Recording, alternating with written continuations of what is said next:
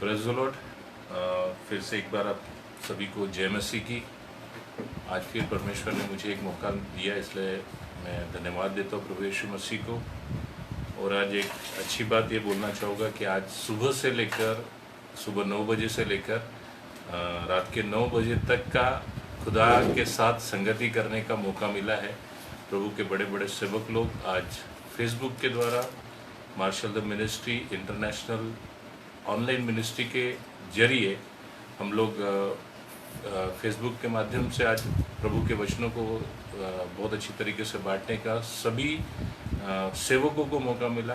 और मैं विशेषकर धन्यवाद दूंगा पास्टर मोजेस डेविड, साथ ही साथ में मैं धन्यवाद दूंगा सिस्टर ग्लोरी, उनके पास्टर नवीन जो कर्नाटक से है, सिस्टर ग्लोरी पंजाब से है, और साथ ही साथ पास्टर मदन लाल, पास्टर रोशन तिरथुड़े जो चंद्रपुर से बिलोंग करते, उनकी मिसेस सिस्टर हर्षल तिरथुड़े, और साथ ही साथ में मैं धन्यवाद दूंगा पास्टर मुन्ना अहमदाबाद और चंद्रपुर दुर्गापुर से पास्टर युवा ग्रेस बेंजामिन। इन्होंने अपना समय में से समय निकाल कर के लिए समय दिया। और आज मैं भी जिन्होंने हम लोगों को चंद्रपुर टीम को काम करने का अवसर दिया, हम उनका धन्यवाद देते।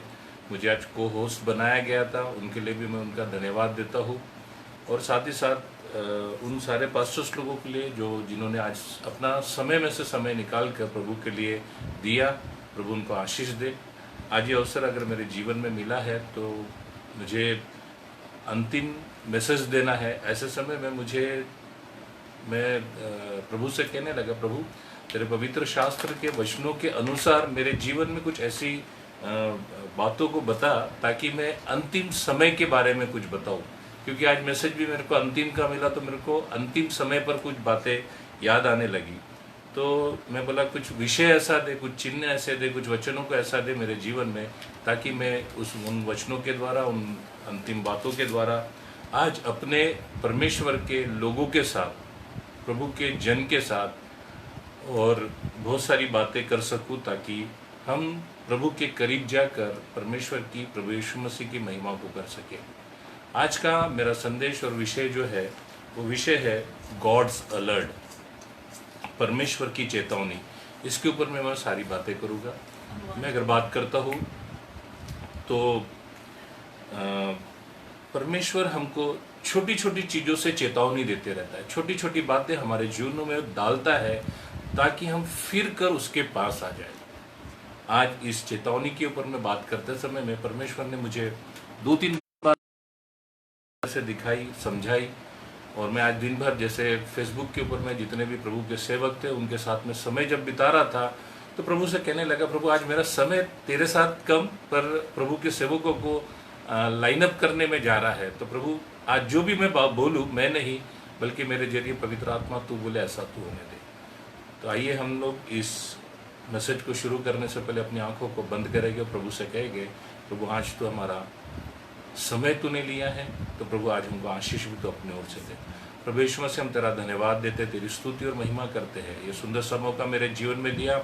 आज दिन भर प्रभु तेरे पवित्र लोगों ने प्रभु तेरे वचनों को बोया है और मुझे विश्वास है प्रभु तेरे खेत के अंदर में जितनों ने भी मजदूरी की है उनके मजदूरी का हक तू कभी नहीं होने देगा, बल्कि प्रभु उनको बहुत ही आशीष देगा, ऐसा मेरा विश्वास है। तो प्रभु यीशु मसीह आज जब प्रभु चेतावनी के ऊपर में तूने जब शब्द दिया है उस शब्द को लेकर प्रभु जब मैं बोलूँ तो प्रभु मैं नहीं बल्कि मेरे जरिए पवित्र आत्मा बोले ऐसा तू होने दे। प्रभु मेरे जबान को तू स्पर्श कर, मेरे मुंह से जो शब्द निकले बल्कि पवित्र आत्मा तेरे होवे ऐसा तूने दे। मेरे ओठों को तू स्पर्श कर। यहाँ के जितने भी इंस्ट्रूमेंट है, इलेक्ट्रॉनिक इंस्ट्रूमेंट, उनके ऊपर मैं तेरे पवित्र लहू को लगाता।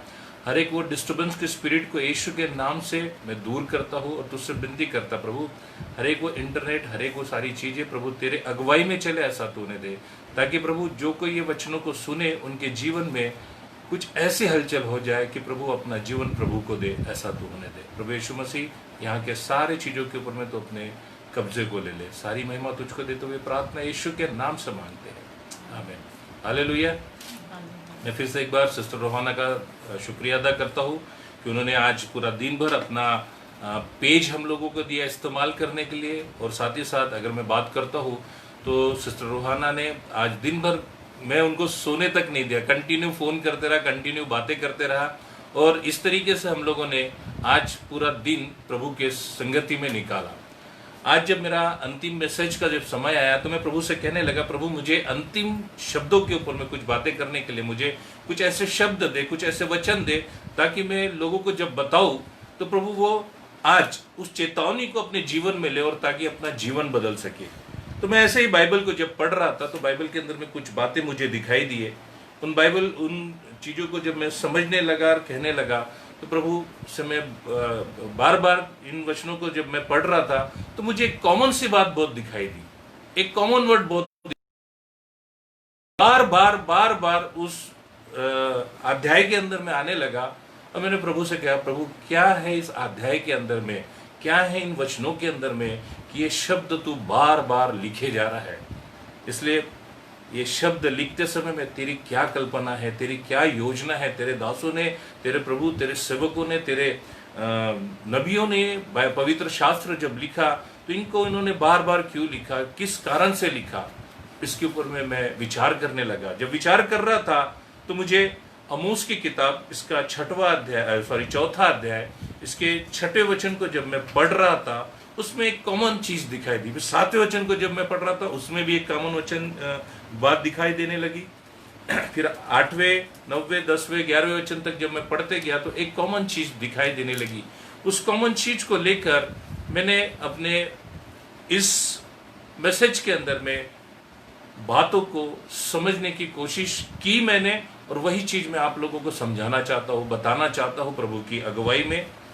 वो एक कॉमन शब्द जो है, मेरी पत्नी है यहाँ पर, मैं उससे कहूँगा थोड़ी ऊंची आवाज में इस अध्याय के, आमोस की किताब इसका चौथा अध्याय इसके 6वें वचन को जब वो पढ़ेगी तो थोड़ा सा जोरों से पढ़े, ताकि सब लोगों को समझ में हम क्या अध्याय कर रहे हैं, क्या पढ़ना चाह रहे हैं। कृपया आप पढ़िए। मैंने तो तुम्हारे सब नगरों में दाँत की सफाई करा दी और तुम्हारे सब स्थानों में रोटी की घटी की है, तो भी तुम मेरी ओर फिर कर ना आए, यहोवा की यही वाणी है। वो कॉमन वर्ड क्या है? तो भी तुम मेरी ओर फिर के ना आए। क्या कह रहा है परमेश्वर?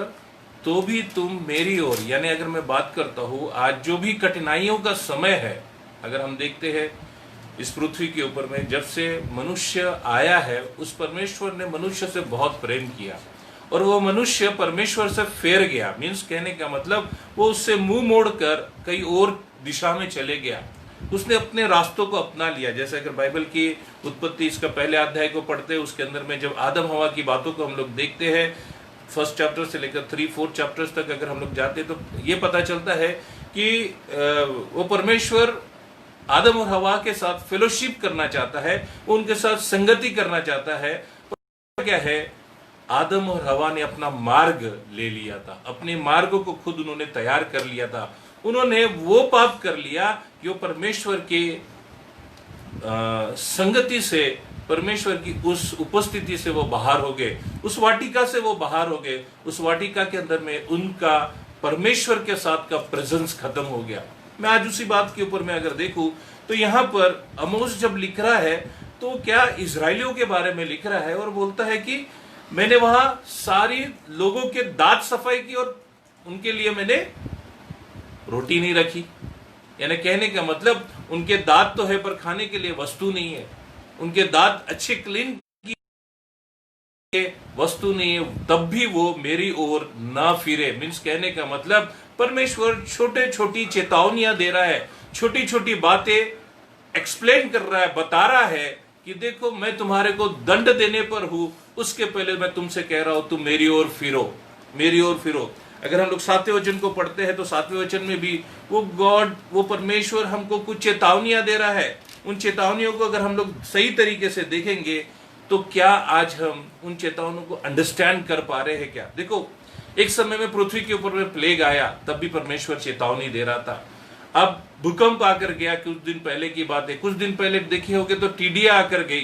यानी कहने का मतलब परमेश्वर हमको बार बार अलर्ट कर रहा है, बार बार कह रहा है अब मेरी ओर फिर के आओ। अगर हम लोग 7वें वचन को पढ़ते तो क्या लिखा है, देखिए वहां पे। जब कटनी के 3 महीने रह गए तब मैंने तुम्हारे लिए वर्षा न की। मैंने एक नगर में जल बरसाकर दूसरे में ना बरसाया। एक खेत में जल बरसा और दूसरा खेत जिसमें ना बरसा वह सूख गया। यानी अगर देखेंगे एक खेत में पूरा पानी गिर रहा है और दूसरे खेत में अगर हम देखेंगे एक तरफ में अकाल पड़ा हुआ है पानी का और एक तरफ में देखेंगे तो क्या है, पानी ही पानी है। मीन्स कहने का मतलब वो परमेश्वर अपनी उस सामर्थ के द्वारा ऐसे काम कर रहा है जिससे मनुष्य जात अपनी ओर फिर जाए। किसकी ओर? परमेश्वर।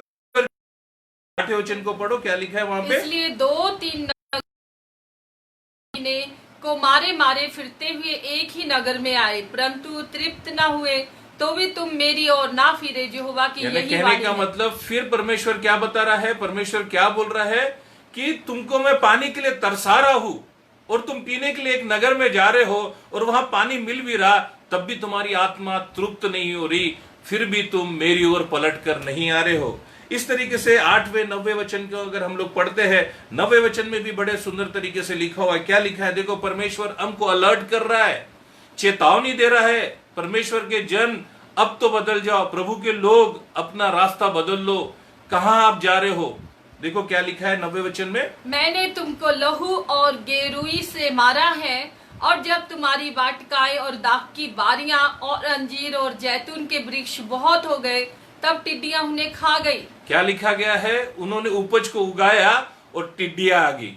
अभी हमने पिछले दिनों में राजस्थान के अंदर में, महाराष्ट्र के अंदर में, एमपी के अंदर में, उधर अगर देखते हरियाणा के साइड में इतनी सारी टिड्डियां आ गई और खेत को पूरी तरीके से खत्म कर जा रहे थे। टीवी न्यूज के अंदर में दिखा रहे थे कि एक साथ एक खेत के ऊपर में अगर टिड्डी बैठ रही है, कुछ सेकंड के अंदर में वो टिड्डियों ने पूरा खेत के अंदर का राशन जो भी उपज थी वो उपज को खराब कर दिया।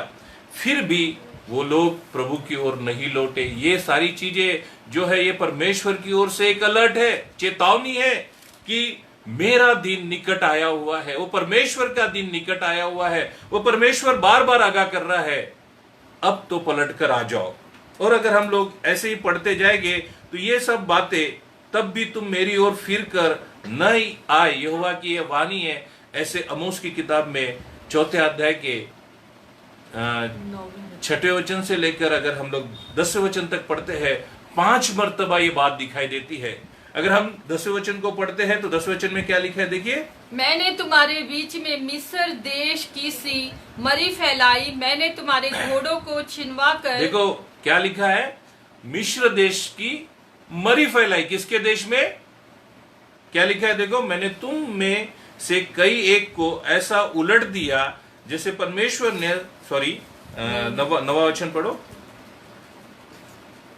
मैंने तुम्हारे बीच में मिस्र देश की सी मरी फैलाई, मैंने तुम्हारे घोड़ों को छिनवा कर तुम्हारे। मिस्र देश के अंदर में क्या फैलाई बोल रहा है परमेश्वर? मरी फैलाई। किसकी ओर से आई थी मरी? अगर हम लोग मूसा के समय की बात को देखेंगे तो उसमें पहलोटों को मारने की बात आ गई, फिर मरी की बात आ गई, यानी मर जा रहे थे लोग।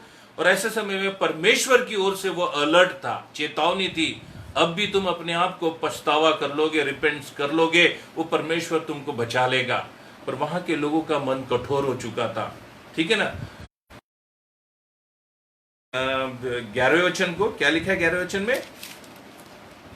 मैंने तुम में से कई एक को ऐसा उलट दिया जैसे परमेश्वर ने सदोम और अमोरा को उलट दिया है। अभी अगर मैं बात करता हूँ, सदोम और अमोरा का पाप इतना बढ़ गया था कि परमेश्वर यहोवा वहां पर एक किसी धर्मी व्यक्ति को ढूंढ रहा था।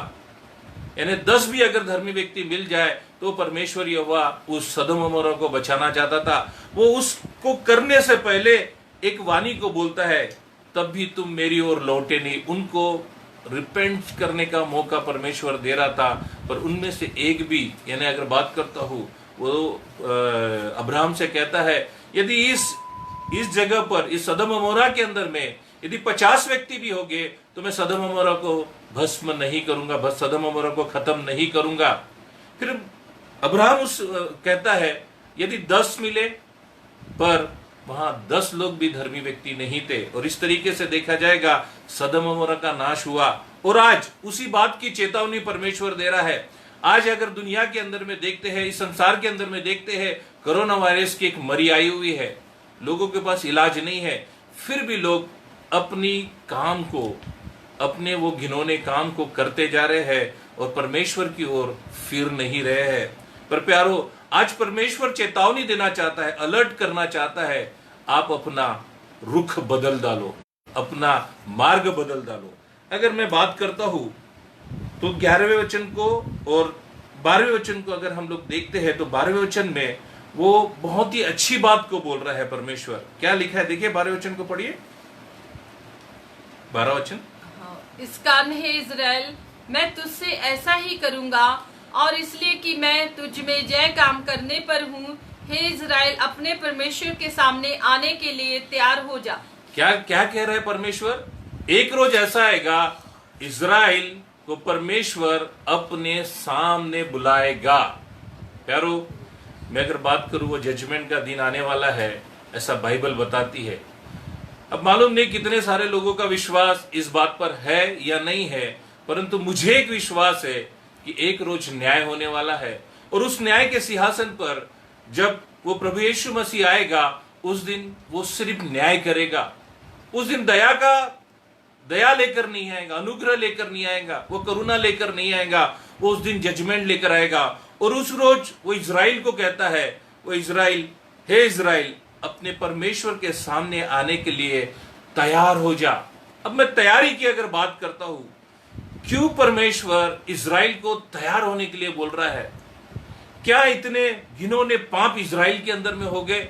जब मिस्र से छुड़ाकर इज़राइलियों को लेकर आया, तो क्या इज़राइली लोगों के बीच में इतने घिनौने पाप हो चुके थे कि उन्होंने परमेश्वर को छोड़ अपने मार्गों को ले लिया?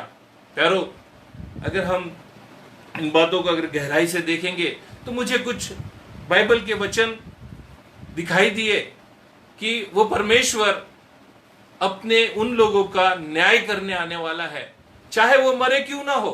अगर अंदर में गाड़े गए हैं, तब भी वो परमेश्वर उनका न्याय करने के लिए आएगा।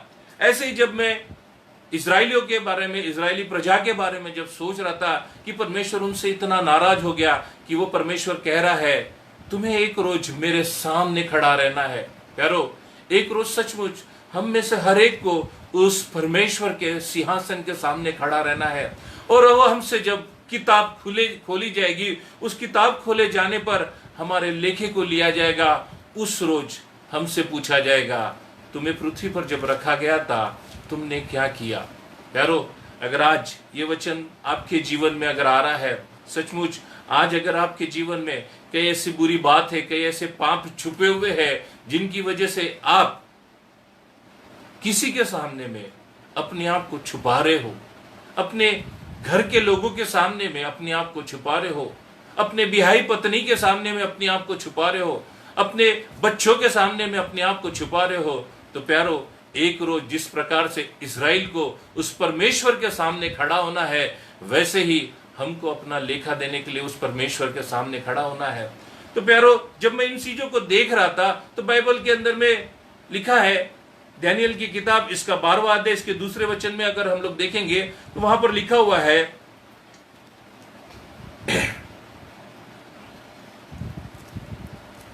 निकालो दानियल की किताब इसका 12वां अध्याय इसके दूसरे वचन में,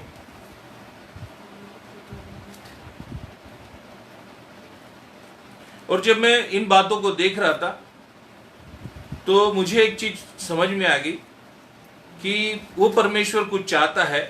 और दानियल की किताब इसका 12वां अध्याय इसके दूसरे वचन में ये लिखा है, और जो भूमि के नीचे सोए रहेंगे उनमें से बहुत से लोग जाग उठेंगे। क्या लिख रहा है देखो, इजराइलियों के लिए, अब भूमि के नीचे में जो सोए रहेंगे उनके लिए, और कितने तो सदा के जीवन के लिए, और कितने अपनी नाम धराई और सदा तक अत्यंत घिनौने ठहरे हुए हैं। मीन्स दोनों लोगों के बारे में परमेश्वर बता रहा है, कितने ऐसे सारे लोग रहेंगे जो इस भूमि के अंदर में नीचे सोए पड़े रहेंगे। जैसे अगर हम बात करते हैं सोए पड़े रहने की, जब वो परमेश्वर का, प्रभु यीशु मसीह का पुनरुत्थान हुआ, उस समय में कई कब्रें खुली गई और परमेश्वर के साथ उस कब्रों के द्वारा मूसा और एलिया को उठा लिया गया। मैं ऐसे ही अगर मैं बात करता हूं तो यहां पर भी यही बात दिखाई दे रही। और भूमि के नीचे के सोए रहेंगे, उनमें से बहुत से लोग जाग उठेंगे, कितने तो सदा के जीवन के लिए और कितने अपने नाम धराई और सदा तक अत्यंत घिनौने ठहराने के लिए। अगर मैं बात करूं तो कितने सारे लोग ऐसे रहेंगे जिनके काम इतने घिनौने रहेंगे, उनका हिसाब लिया जाएगा और उनके लिए न्याय दिया जाएगा। प्यारो, अगर हम मर भी जा रहे हैं तब भी हमसे हिसाब लिया जाएगा।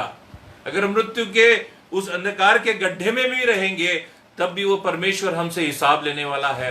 अगर मैं प्यारो एक बात आप लोगों को सीधी सी बताना चाहता हूं, हम जो कर रहे हैं इस हाथ को पता चलता है और हमें सोचते हैं इधर कुछ पता ही नहीं चलेगा। और इसके अंदर में कितना ब्लैकनेस है और इसके अंदर में कितना व्हाइटनेस है, ये किसको मालूम है? ये सिर्फ हमको मालूम है कि हम एक तरफ से बड़े धार्मिक से बड़े साफ सुथरे जिंदगी को दिखाते हैं और दूसरी तरफ बहुत से घिनौने कामों को करते हैं। प्यारो, अगर ऐसा कुछ बात है तो आज परमेश्वर फिर से चेतावनी दे रहा है, वो अलर्ट कर रहा है, वो आपको बार बार बोल रहा है, इजराइल जिस तरीके से मेरे सामने में आकर न्याय के लिए खड़ी होगी, वैसे ही पृथ्वी के हर एक लोग, क्या बोल रहा हूं मैं, ध्यान से समझना, पृथ्वी के हर एक लोग, मैं ऐसे ही नहीं बोल रहा हूं, बाइबल के अंदर में लिखी गई बातों के अनुसार वो होने वाला है। पृथ्वी के नीचे के लोग जो गड़ चुके हैं, जो मर चुके हैं, जिनको दफनाया गया है, उन लोगों का भी न्याय होगा। और उनमें से भी अगर जिन्होंने घिनौना काम किया है, उन घिनौने काम का भी न्याय होगा। मैं ऐसे ही हवा में बात नहीं कर रहा, पर बाइबल के अंदर में ये सारी बातें लिखी हुई है। भजन संहिता इसका 50वां अध्याय को अगर हम लोग निकालते तो उस 50वें अध्याय के पहले वचन में बताया गया है, वो ईश्वर परमेश्वर यहोवा ने कहा है, और उदाचल से लेकर अस्ताचल तक पृथ्वी के लोगों को बुलाया है। मीन्स कहने का मतलब उस छोर से लेकर इस छोर तक उस परमेश्वर ने सब लोगों को, किसी पर्टिकुलर धर्म या पर्टिकुलर जाति को नहीं, पर सब लोगों को बुलाया है। वो सब लोगों को किस लिए बुला रहा परमेश्वर? उनका न्याय करने के लिए। पर उनको आने से पहले वो चेतावनियां दे रहा है। चेतावनियां किस प्रकार की है अगर हम लोग देखेंगे तो वो एक रोज न्याय करने के लिए आने वाला है। भजन संहिता इसका 50वां अध्याय इसके पहले वचन को अगर आप पढ़ोगे तो उसमें बहुत सुंदर बात लिखी हुई है। मैं चाहूंगा सुनीता पढ़े उसको।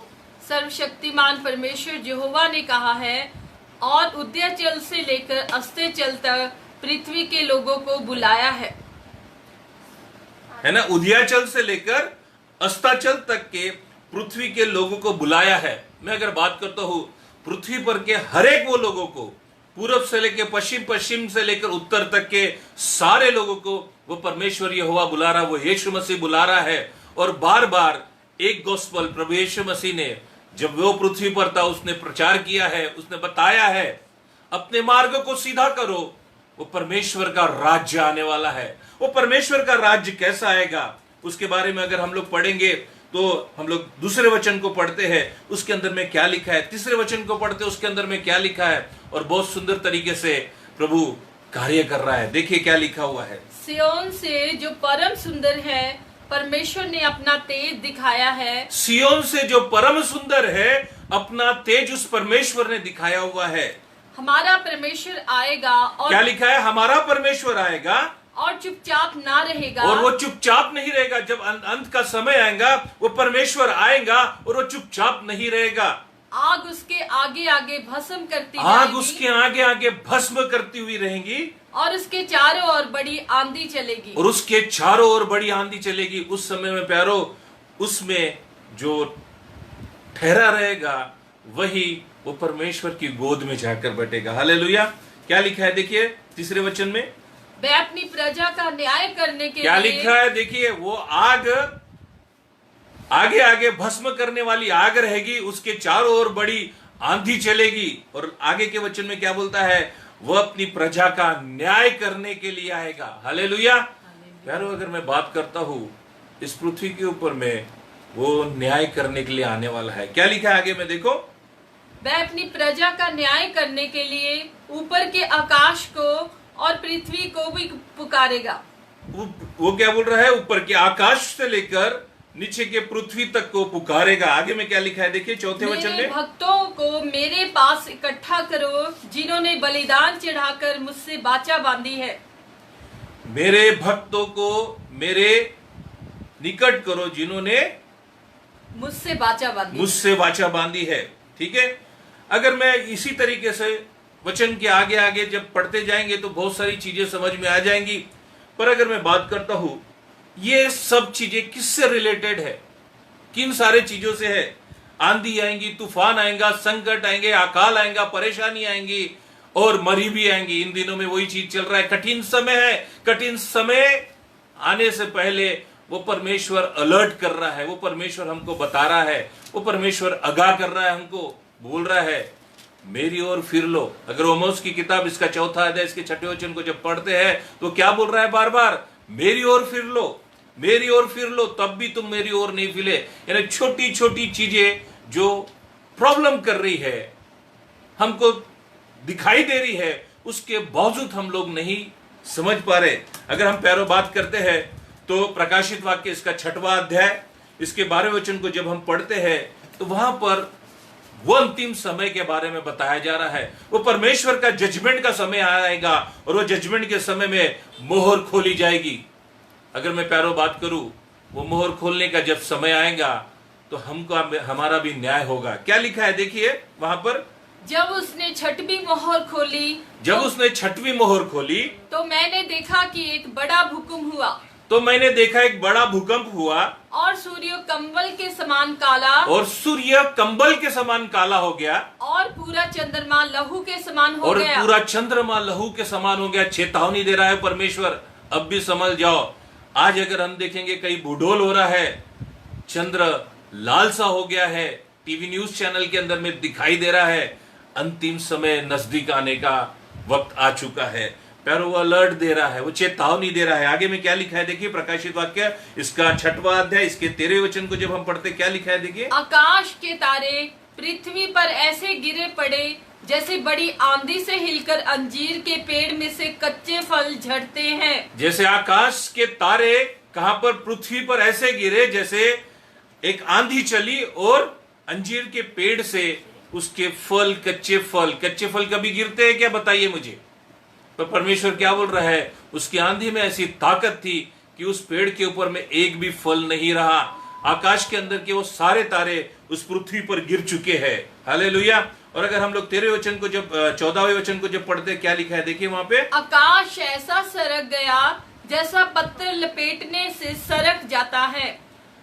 अलर्ट कर रहा है परमेश्वर, बता रहा है, अब भी चेतावनी दे रहा है। क्या बोल रहा है, अब भी संभल जाओ। हालेलुया। आगे में क्या लिखा है पढ़िए, और हर एक पहाड़ और टापू अपने अपने स्थान से टल गया। पॉसिबल है ये चीज। पर अगर मैं बात करता हूं, आज आप देखोगे बड़े से बड़ा पहाड़ अगर दिखाई दे रहा है, उसमें से ज्वालामुखी निकल रही है। बॉम्बे के लिए बताया गया एक समय के बाद बॉम्बे खत्म हो जाएगा।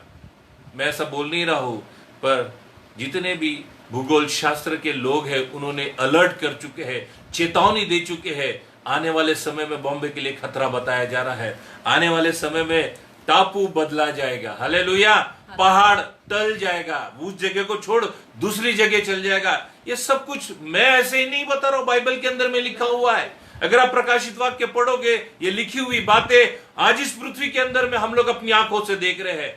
बाइबल के अंदर में लिखा है कई ऐसे जगह पर संकट आएंगे और आप अपने घर में बैठकर देखोगे, टीवी के जरिए और फेसबुक के जरिए और यूट्यूब के जरिए हम लोग अपने घर में बैठकर ये सारी चीजों को देख रहे हैं। हर एक आंख उसको देखेंगी। ये क्या है, आने वाला समय बाइबल में लिखा हुआ था, हर एक आंख देखेंगी। आज वो समय आ गया, हर एक आंख टीवी चैनल के थ्रू, हर एक आंख यूट्यूब के थ्रू, हर एक आंख फेसबुक के थ्रू देख रही, इंस्टाग्राम के थ्रू देख रही है। हर एक पृथ्वी के हर एक जगह की घटनाओं को वो परमेश्वर दिखा रहा है। हालेलुया। आगे में क्या लिखा है देखिए 14वें वचन 15वें वचन को, तब पृथ्वी के राजा और प्रधान और सरदार और धनवान और सामर्थी लोग, हर एक दास और हर एक स्वतंत्र पहाड़ों की खोहों में और यानी अगर मैं चट्टानों बात में, करूं पृथ्वी के राजा हो, चाहे प्रधान हो, चाहे सरदार हो, चाहे धनवान हो या सामर्थी लोग हो, ये हर एक दास या दासी हो, हर एक का हर एक के बारे में बताया गया और हर एक स्वतंत्र पहाड़ों की खो में और चट्टानों में जहां छुपेंगे, मीन्स मृत्यु को मांगेंगे वो। इतना भयानक वो समय आने वाला है। आगे में क्या लिखा है देखिए 16वें वचन में, हर एक दास और हर एक स्वतंत्र पहाड़ों की खोहों में और चट्टान में जा छिपे और पहाड़ों और चट्टानों से कहने लगे, हम पर गिर पड़ो। क्या बोल रहा है? वहां पर वो मृत्यु को मांग रहे हैं, मर जाए, पर उस जलजलाहट से बचना चाह रहे हैं, उस जलजलाहट का सामना नहीं करना चाह रहे हैं। देखो क्या लिखा है, और पहाड़ और चट्टानों से कहने लगे। कौन लोग? जिन्होंने घिनौने काम किए थे, जो अपने आप को प्रधान समझ रहे थे, पृथ्वी के राजा समझ रहे थे, अपने आप को धनवान समझ रहे थे, ऐसे लोगों ने कहां पर अपनी जगह ले ली है? चट्टानों के अंदर में। और पहाड़ों से कहते हैं, हम पर आकर गिर जा, ताकि हम उस दिन का सामना न कर सके। और क्या लिखा है, पढ़िए आगे में, और हमें उसके मुंह से जो सिंहासन पर बैठा है और मेमने के प्रकोप से छिपा लो। क्या लिखा है? वो मेमने के प्रकोप से छुपा ले। प्यारो, क्या हम बच पाएंगे? आज वो अलर्ट कर रहा है, आज वो चेतावनी दे रहा है, आज वो बता रहा है हमको कि हमको समय कितना है। हालेलुया, समय बस थोड़ा सा बाकी है, चेतावनी का समय है। पर प्यारो, ये सब चेतावनियां को जब हम देख रहे हैं तो मुझे कुछ बातें यिर्मयाह की किताब के अंदर में दिखाई देने लगी। और प्रकाशित वाक्य इसका छठवां अध्याय को जब मैं पढ़ रहा था, 17वें वचन में एक भयानक बात लिखी हुई है। 17वें वचन को पढ़ो। क्योंकि उनके प्रकोप का भयानक दिन आ पहुंचा है। उनके प्रकोप का भयानक दिन आ पहुंचा है। हालेलुया। अब कौन ठहर सकता है? मेरी बात समझो, क्या बोलना चाहता हूं। वो प्रकोप का भयानक दिन आ पहुंचा है। उसके पहले वो परमेश्वर चेतावनी दे रहा है। क्या चेतावनी दे रहा है? इसके ऊपर में अगर हम लोग ध्यान देंगे तो मैं यिर्मयाह की किताब पढ़ रहा था। उस यिर्मयाह की किताब को जब पढ़ रहा था, यिर्मयाह के जीवन से कुछ बातें मुझे समझ में आ गई। यिर्मयाह लिखा और राजा के सामने में दिया, ताकि राजा अपना मन बदलाए और प्रभु को मानना शुरू करे, प्रभु के मार्ग पर चले। तो यिर्मयाह 36वां अध्याय, इसके कुछ पद को हम लोग जब पढ़ते हैं, मैं ज्यादा टाइम नहीं लूंगा, पर थोड़े से समय में बताना चाहता हूं, वहां पर उन लोगों ने कितनी बड़ी घिनौना काम किया, कितना बेकार काम किया। चलिए देखिए उसको, यिर्मयाह इसका 36वां वचन, 36वां अध्याय, इसका 22वां वचन को पढ़ते हैं हम लोगों ने। तब वे पुस्तक को एलीशामा प्रधान की कोठरी में रखकर राजा के पास आंगन में आए और राजा को वे सब वचन कह सुनाए। तब राजा ने 22 राजा शीतकाल के भवन में बैठा हुआ था, क्योंकि 9वां महीना था और उसके सामने अंगीठी जल रही थी। अभी देखिए राजा कहाँ बैठा हुआ है? अपने आंगन में बैठा हुआ है, और शीतकाल का समय यानी ठंडी का समय है, और वहां पर अंगूठी लगाकर वो कुछ चीजों को जला रहा है और जलाकर अपने उस ठंडी को दूर कर रहा है। आगे में क्या लिखा है देखिए, पढ़ो आगे। जब यहूदी 3-4 पृष्ठ पढ़ चुका, तब राजा ने उसे चाकू से काटा और जो आग अंगीठी में थी उसमें फेंक दिया। इस प्रकार यानी जो वचन यिर्मयाह ने लिखे हुए थे उस राजा के लिए, और यहूदी जाकर उसे पढ़कर सुना रहे थे, 3-4 पन्ने पलटने के बाद राजा ने क्या किया? उस बुक को छीन लिया, उस किताब को छीन लिया और उसको चाकू से काटने लगा। और काटने के बाद क्या किया? उस जो अंगूठी यानी उस आग की जो सिगड़ी थी, उस सिगड़ी के अंदर में उस पुस्तक को जलाकर भस्म कर दिया। क्या बोल रहा हूं मैं? जलाकर भस्म कर दिया। मैं अगर प्यारो बात करता हूं, इस पृथ्वी के अंदर में कितने सारे लोगों ने बाइबल को लिए ऐसे ही फाड़े और भस्म कर जलाकर खाक कर दिए। उनके लिए भी लेखा लिया जाएगा। हालेलुया। उनके लिए भी वो परमेश्वर आने वाले समय में अलर्ट की बात कर रहा है। अगर आप में से किसी ऐसे व्यक्ति ने आज मुझे जब फेसबुक पे देख रहे हैं, यदि पवित्र शास्त्र की किताब को आपने फाड़ा होगा या जलाया होगा, तो परमेश्वर आपको अलर्ट कर रहा है, आपको बताना चाह रहा है, अब भी समय है, मेरी ओर फेर कर वापस आ जाओ। अब भी वो चेतावनी दे रहा है, क्योंकि उस राजा ने जैसा किया उसके साथ क्या हुआ? और जो आग अंगीठी में थी उसमें फेंक दिया। इस प्रकार अंगीठी की आग में पूरी पुस्तक जलकर भस्म हो गई, परंतु ना कोई डरा और ना देखो कितने वो निडर व्यक्ति थे। उन्होंने उस वचनों को क्या किया? फाड़ा, जला दिया, ना ही वो डरे, और क्या किया, ना ही उन्होंने अपने कपड़ों को फाड़ा। और आगे में क्या लिखा है, अर्थात ना तो राजा ने ना उसके कर्मचारियों में से किसी ने ऐसा किया जिन्होंने वे सब वचन सुने थे। देखो, उन्होंने वचन सुना, सब कुछ किया, और अपने आप को ना ही पलटने के लिए, ना ही उन वचनों पर चलने के लिए तैयार किया। कई सारे ऐसे लोग हैं, पवित्र शास्त्र की बातों को मानते हैं, विचार करते हैं, पर प्रभु के मार्ग पर नहीं चलना चाहते। तो प्यारो, आज उनके लिए अलर्ट है, उनके लिए वो आज्ञा दे रहा है। क्या लिखा है आगे में देखिए, एल नातान और दलिया और गरमाया ने तो राजा से विनती भी की थी कि इस पुस्तक को ना जलाए, परंतु उसने उनकी एक ना सुनी। देखो, कई सारे ऐसे लोग हैं, हालेलुया, कई सारे ऐसे लोग हैं जिन्होंने पवित्र शास्त्र को फाड़ा। कई सारे ऐसे लोग हैं जिन्होंने पवित्र शास्त्र को जलाया है। वो परमेश्वर के लोगों ने उनको बताया इन्हें ना जलाए, इन्हें ना फाड़े, फिर भी उन्होंने फाड़ा है। अंत के समय में परमेश्वर उनका न्याय लेगा। हालेलुया। फिर आगे में अगर हम लोग देखते हैं, इसी चीज को हम लोग अगर पढ़ते हुए जाएंगे, तो मुझे यशायाह की किताब इसका 22वां अध्याय इसके 12वें वचन में कुछ बातों को दिखाई देता है। मैं इससे सारे चीजों से कनेक्ट करना चाहता हूं। वो अलर्ट की बातें दिखाई देती है, वो आया सारी चीजें हम लोगों को दिखाई देती है। देखिए क्या लिखा है वहां पर, उस समय सेनाओं के प्रभु यहोवा, 12वां वचन, 22वां अध्याय इसके 12वें वचन को। हाँ, 12वां ही पढ़ रहे हैं। उस समय सेनाओं के प्रभु यहोवा ने रोने पीटने, सिर मुंडाने और टाट पहनने के लिए कहा था। क्या लिखा है, उस समय में सेनाओं के यहोवा प्रभु ने क्या किया था, रोने पीटने और सिर मुंडाने और टाट पहनने के लिए कहा था।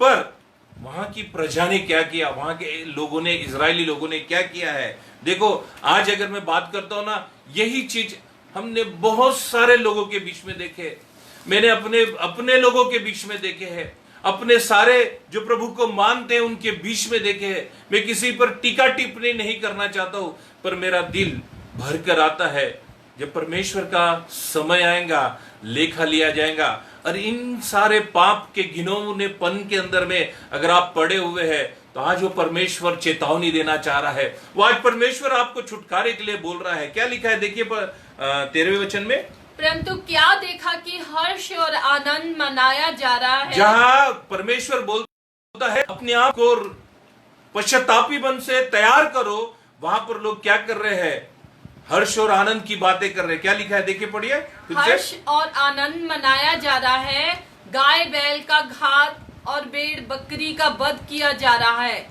मांस खाया और गाय बैलों का वध किया जा रहा है, बकरियों के मांस को खाया जा रहा है, मांस खाया और दाख मधु पिया जा रहा और है, दाख मधु यानी शराब पी जा रही है, और कहते हैं आओ खाए पिए। आओ खाए पिए। देखिए क्योंकि- बात, अगर मैं बात करूं ना, ये वर्ड आपको कहीं ना कहीं टच हो जाएंगे मेरे, आओ खाओ पिए। और आगे में क्या लिखा है, क्योंकि कल तो हम मरने वाले हैं। कई सारे ऐसे लोग हैं, आज का दिन मिला है, एंजॉय कर ले यार, कल का किसने देखा है। क्या लिखा है देखिए, पढ़ो उसको, क्योंकि कल तो हमें मरना है। क्या लिखा है, कल तो हमें मरना है, क्यों ना फिर आज एंजॉय कर ले, वो सारी चीजों को हम लोग सेलिब्रेट कर ले। पर परमेश्वर क्या बोलता है, टाट ओढ़कर मेरे पास फिर आ जाओ। हालेलुया।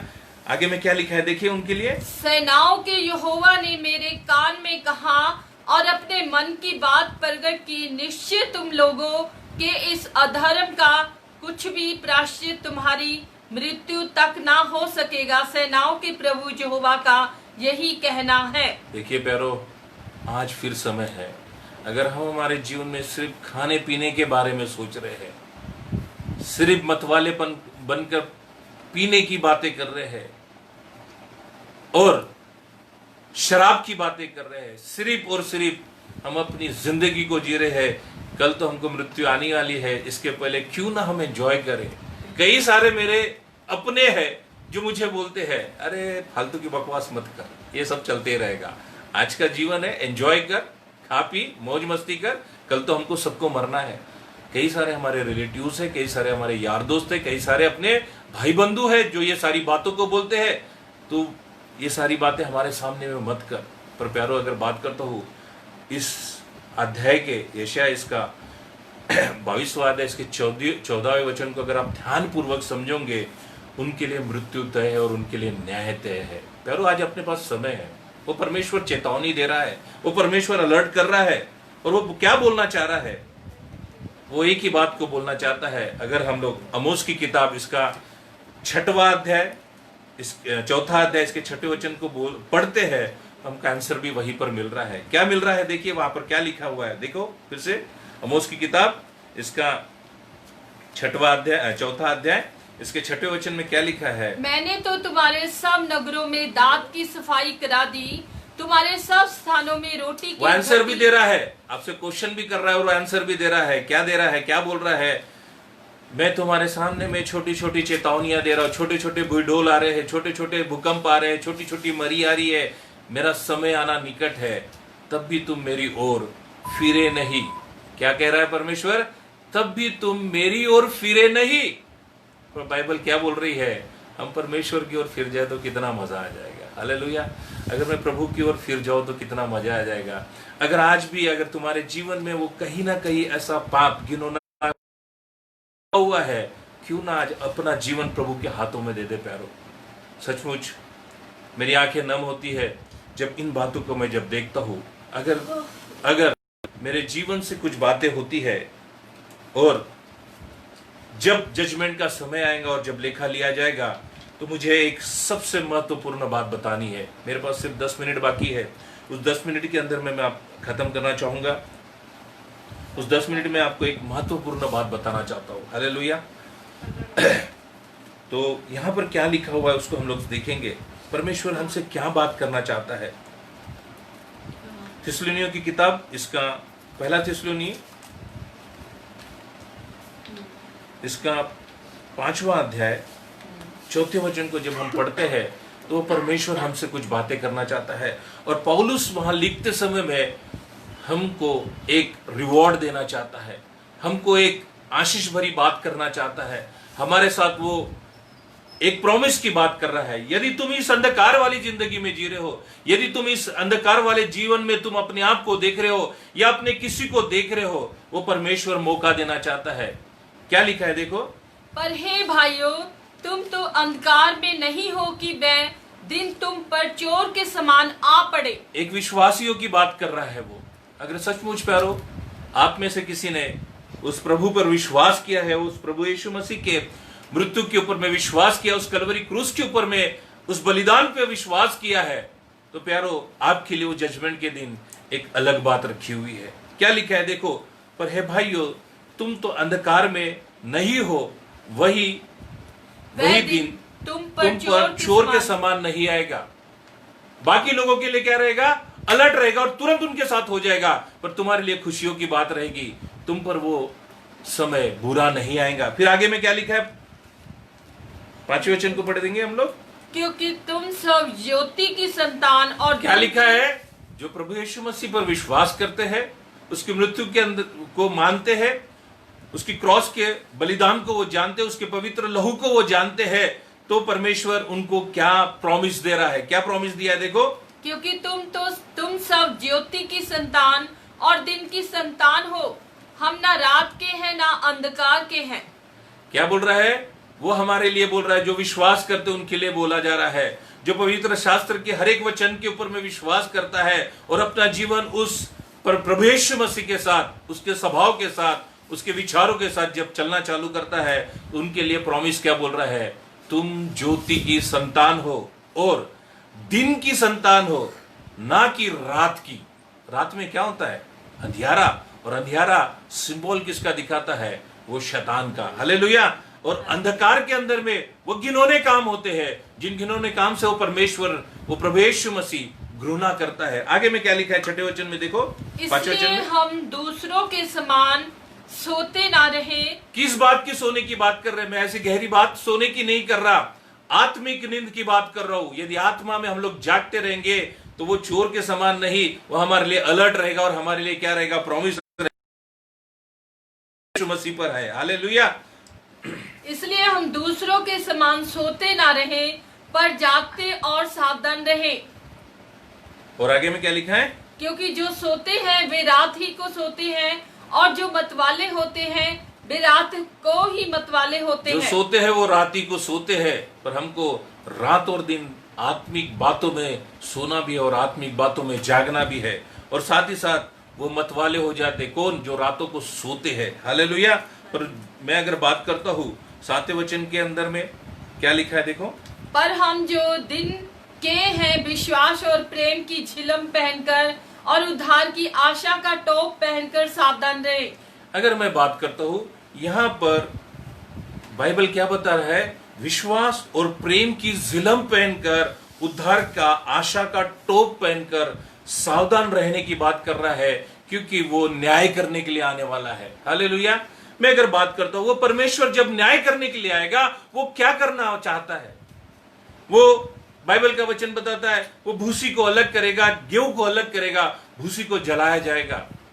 पर मैंने पवित्र शास्त्र के अंदर में पढ़ा है कि वो अपनी दुल्हन को लेने आने वाला है और उसकी दुल्हन में तैयार होना चाहता हूं। वो बाइबल क्या बता रहा है? हे इस्राएली, मेरे सामने में आ जाओ और तैयार हो जाओ। किस चीज के लिए? न्याय के लिए। अब वो न्याय के दिन न्याय तो होगा, पर अपनी दुल्हन को लेके जाएगा। क्या प्यारो, आप और मैं उसकी दुल्हन बनने के लिए तैयार है क्या? मैं जब दुल्हन के बारे में सोचने लगा, आज इस संसार की दुल्हन को जब देखते हैं, मैं अपनी पत्नी के बारे में अगर मैं बात करता हूं, मेरी पत्नी जब मेरे लिए तैयार हो रही थी तो उसने मेरे लिए बड़े ही सुंदर कपड़ों को पहना था। सर पर क्या बोलते उसको, रितवेल लगा के रखा हुआ था और एक अच्छा पहराव पहना हुआ था। व्हाइट साड़ी थी, अच्छी तरीके से उसने गाउन पहना हुआ था, अच्छी तरीके से उसने अपने आप को तैयार किया था। उसके पांव से लेकर ऊपर तक उसने सजा था मेरे लिए। मैं एक संसारिक उसका हस्बैंड था, उसका पति था, उसके लिए उसने तैयारी कर ली थी।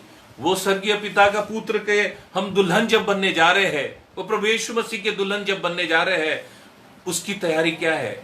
अगर हम लोग इफिसियों इसका 6वां अध्याय इसके 11वें वचन से लेकर 18वें वचन तक पढ़ते हैं तो वहां पर क्या हुआ है? हमने मल युद्ध के बारे में सुना हुआ है। क्या लिखा है वहां पर? उद्धार का टोप पहनना है, विश्वास की झिलम पहनना है और सत्य के से कमर को कसना है और वचनों की तलवार लेकर चलना है। और अगर कोई हमको मारने आए तो विश्वास की ढाल को लेकर चलना है और मेल के सुसमाचार के जूतों को अपने पांव में पहनाना है। अगर मैं बात करता हूं, वो प्रभु यीशु मसीह की दुल्हन इस लिबास के अंदर में अपने आप को तैयार करके रखेंगे।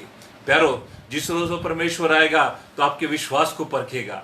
जिस रोज परमेश्वर आएगा अपने वचनों को परखेगा। जिस रोज वो परमेश्वर आएगा उस समय में प्रभु यीशु मसीह आपके सत्य के कमर को चेक करेगा और आपके जीवन से वो मेल के सुसमाचार के शूज को चेक करेगा। क्या प्यारो, हम उसकी दुल्हन बनने के लिए तैयार है क्या?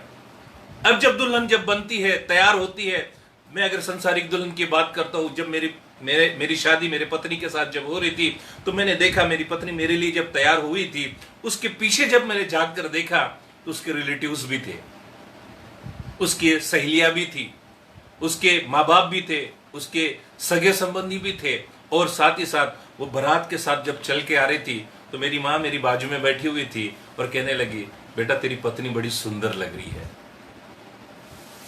वो तैयार होकर थी, मेरी पत्नी की तारीफ मेरी माँ करने लगी। मेरे बोलने से पहले मेरे मम्मी ने बोला, तेरी ब्राइड को देख कितनी प्यारी लग रही है।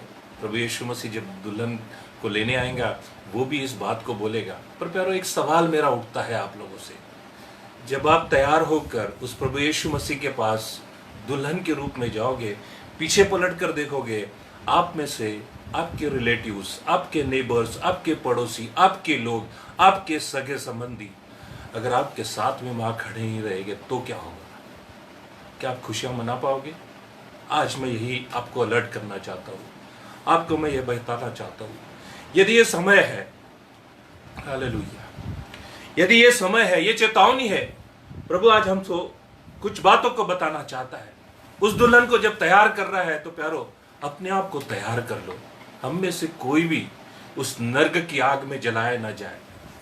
वो समय सिर्फ जजमेंट का रहेगा। प्यारो, आज अगर अपने पास समय है, अपना जीवन प्रभु को दे दो। अगर प्यारो ये वीडियो कोई देख रहा है और अपने आप को उस घिनौने काम में, सिर्फ खाने पीने की बातों में और अपने वो गलत कामों को लेकर वो बोझ तले चल रहा है, तो प्यारो आज अलर्ट का समय है, या चेतावनी का समय है। अपना जीवन बदल लो, प्रभु यीशु मसीह को अपना जीवन दे दो। प्यारो मैं मैसेज खत्म करने से पहले आप लोगों के लिए प्रार्थना करना चाहता हूं। यदि आप में से किसी का जीवन इस तरीके का है,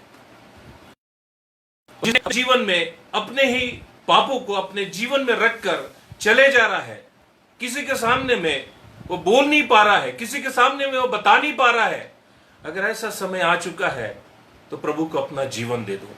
और देखो सचमुच प्यारो, वो प्रभु यीशु मसीह आपको अपनी दुल्हन बनाकर लेके जाएगा, और फिर आपके जीवन में कभी अंधकार नहीं आएगा, आपके जीवन में कभी परेशानी आएंगी नहीं आएंगी, ना ही तकलीफें आएंगी, ना ही संकट आएगा, बल्कि वो प्रभु यीशु मसीह आपको हाथों हाथ उठा लेगा।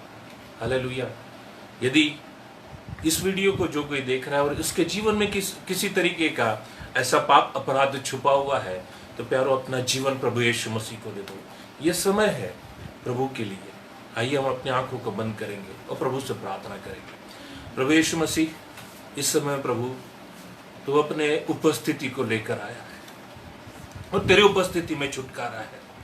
और प्रभु जाने अनजाने में यदि मेरे जीवन से, मेरे पारिवारिक जीवन से अगर कोई पाप अपराध हुआ है, तो प्रभु यीशु मसीह हमको तू क्षमा कर। प्रभु जितने लोग इस वीडियो को देख रहे हैं, उनमें से अगर किसी के जीवन में इस तरीके का कोई भी अपराध छुपा हुआ है, तो प्रभु उसको तू आज आगाह कर, वो चेतावनी दे कि वो अपने दुल्हन को लेने आने वाला है, और वो जब न्याय सिंहासन पर बैठेगा, उसकी ओर चारों ओर आग का खंभा रहेगा, वो भस्म करने वाली आग रहेगी। उस दिन प्रभु कितनी भी गिड़गिड़ाहट करेंगे, कितने भी तरीके से रिपेंट्स को करेंगे, कितने भी तरीके से पश्चाताप को करेंगे, उस दिन सिर्फ न्याय होगा। इसलिए प्रभु यीशु मसीह आज इस न्याय सिंहासन पर तू बैठने से पहले मैं अपना जीवन फिर से एक बार तेरे हाथों में देता हूं। मेरे परिवार के सब लोगों का जीवन तेरे हाथों में देता हूं। प्रभु तू बदल डाल। और मेरा विश्वास है प्रभु यीशु मसीह, इस पृथ्वी के ऊपर में जितने भी लोग हैं उन सबको तू बुला रहा है। जिस प्रकार से इजराइल को प्रभु तूने अपने सामने में बुलाया है, इजराइलियों को तूने अपने सामने में बुलाया है, उनका न्याय करने वाला है। इस पृथ्वी के पूरब से लेकर पश्चिम तक, पश्चिम से लेकर पूरब तक जितने भी लोग हैं, उत्तर से लेकर दक्षिण तक जितने भी लोग हैं, उन सभी का तू न्याय करने जाने वाला है। इसके पहले कि प्रभु हम अब उस अंधकार की मृत्यु में मर जाएंगे, अपना जीवन तेरे हाथों में देते हैं। प्यारो, आज इस मैसेज के द्वारा प्रभु पवित्र आत्मा आपसे बात कर रहा है और कह रहा है अपना मार्ग बदल लो, अपना मार्ग बदल लो। वो प्रभु सचमुच दया करने वाला है। जजमेंट के दिन तक इंतजार मत करो, खाने पीने और दाक मधु में अपना समय वेस्ट ना करो, बल्कि प्रभु यीशु मसीह को अपना समय दे दो। और देखो आपका जीवन कैसा बदलता है, देखो आपकी परेशानी आपके जीवन से कैसे चले जाती है। प्यारो, सचमुच वो अनुग्रह करने वाला परमेश्वर है, उसकी महिमा है। और आज वो हमारे बीच में जब विराजमान है, बंधनों को तोड़ने जा रहा है। यीशु मसीह वो बंधनों को तोड़ने जा रहा है, वो शराब की लत को तोड़ने जा रहा है, वो बुरी संगत को तोड़ने जा रहा है, बुरे व्यसनों को तोड़ने जा रहा है। मेरा विश्वास है प्रभु यीशु मसीह तू ये ब्रेकअप कर चुका है। हालेलुया। जिससे हम तेरा धन्यवाद देते, तेरी स्तुति और महिमा करते हैं। और प्रभु, जो कुछ तू इस समय में बोलना चाह रहा था तूने बोला है प्रभु, और मेरा विश्वास है प्रभु जितनों ने इन वचनों को सुना है उनका जीवन तू बदलने जा रहा है। प्रभु धन्यवाद के साथ ये प्रार्थना यीशु मसीह के नाम से मांगता हूँ, आमीन। Thank you very much. प्रभु आप सबको आशीष दे। आज मैं थोड़ा सा इमोशनल हो गया, क्योंकि प्रभु की उस प्रेम को जब मैंने देखा तो आप लोगों के साथ शेयर करने की मेरी इच्छा हुई। आप ज़्यादा से ज़्यादा लोगों को इस बात को शेयर करो, ताकि कोई अगर मृत्यु की छाया में बैठा होगा वो परमेश्वर उसको छुड़ाएगा। Thank you very much. पापा आपके इस पर शेयर मत करो।